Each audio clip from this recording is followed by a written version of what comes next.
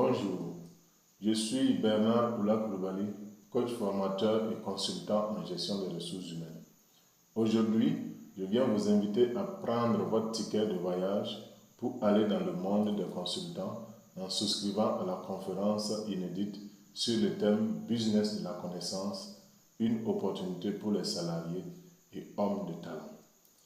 Qu'est-ce qu'un consultant?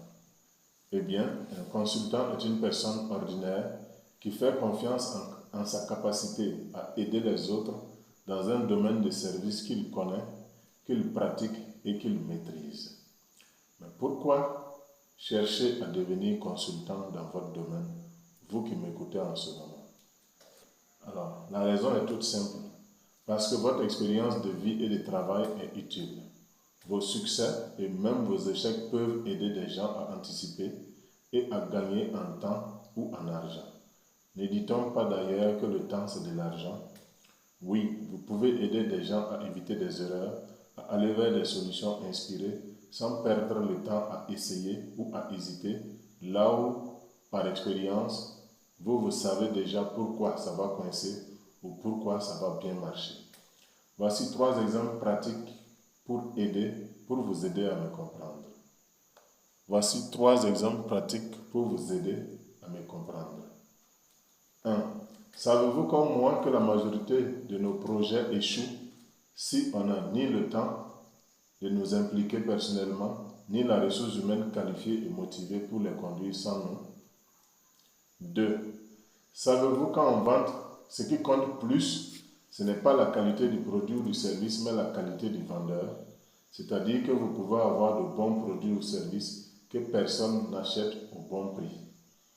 Le 3e exemple, savez-vous que vous pouvez être compétent à la tâche, mais ne jamais mériter la confiance de votre employeur, car ce qui compte plus à ses yeux est négligé par vous? Ça peut être votre disponibilité à répondre à ses urgences au service ou votre capacité à faire plus avec moins.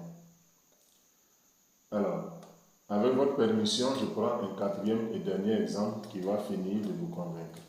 Savez-vous aujourd'hui que beaucoup de gens, au travail ou en société, souhaitent avoir de l'aide juste pour être écoutés, même si vous ne réglez pas leurs problèmes? Et oui, si vous savez tout ça, il vous restera à prendre conscience de la valeur de ces savoirs pour accepter avec moi que les services d'écoute, les services d'information, les services du conseil, les services de la formation et les services d'assistance aux individus sont entre autres 5 domaines de consultation à votre portée. N'est-ce pas vrai, mes amis cadres d'entreprise? N'est-ce pas vrai, hommes et femmes de talent? Écoutez bien.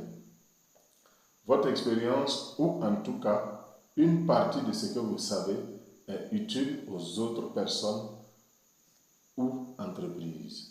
Or, tout ce qui est utile est vendable à des clients potentiels, encore appelés clients idéaux. Où se trouve alors le problème? Pourquoi les détenteurs de savoir, comme vous qui m'écoutez en ce moment, refusent de s'établir comme consultants, bien que la loi l'autorise pour vous?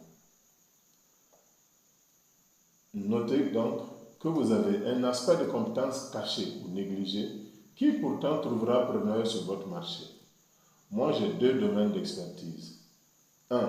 Écouter les besoins de ma cible, vous. 2. Proposer des solutions personnalisées, c'est-à-dire mes formations et mon accompagnement pas à pas. Aussi, ai-je fait des études sur votre cas pour comprendre que vous avez, comme beaucoup d'autres, besoin de 5 choses pour entreprendre dans la vente de connaissances.